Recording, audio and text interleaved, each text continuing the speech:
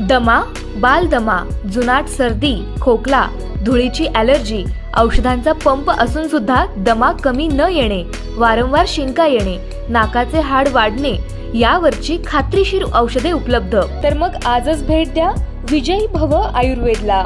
9175743454। पत्ता नेवरी, तालुका कडेगाव, जिल्हा सांगली, पुणे व मुंबई या ठिकाणी सुद्धा।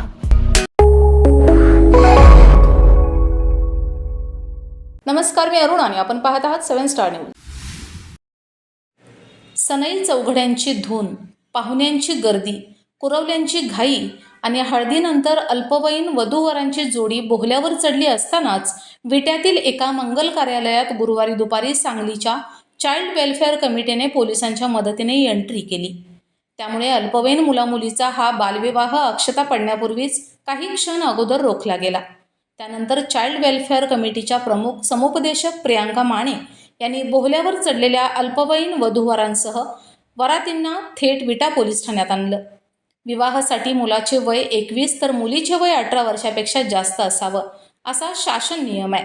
मात्र विटा येथील 19 वर्षाचा अल्पवयीन मुलगा व भिलवडी येथील 17 वर्षाची अल्पवयीन मुलगी यांचा बालविवाह विट्यातील कराड रस्त्यावरील एका मंगल कार्यालयात पार पडत होता। त्याची माहिती सांगलीच्या चाइल्ड वेलफेअर कमिटीच्या प्रमुख प्रियांका माने यांच्या टीमला मिळाली। त्यांनी थेट विटा पोलीस ठाणे गाठून पोलीस निरीक्षक शरद मेमाणे यांना माहिती देत पोलिसांची मदत देण्याची विनंती केली। त्यानुसार पोलीस ठाण्याच्या निर्भया पथकासह प्रियांका माने यांच्या टीमने थेट मंगल कार्यालयात जाऊन त्या ठिकाणी होत असलेला बालविवाह रोखला। त्यानंतर बोहल्यावर चढलेल्या अल्पवयीन व नववधू वरासह काही जवळच्या नातेवाईकांना थेट विटा पोलीस ठाण्यात आणलं। या अल्पवयीन नववधू वरांचे समुपदेशन करण्यासाठी त्यांना सांगलीला पाठवण्यात आले। Bureau report 7 star news.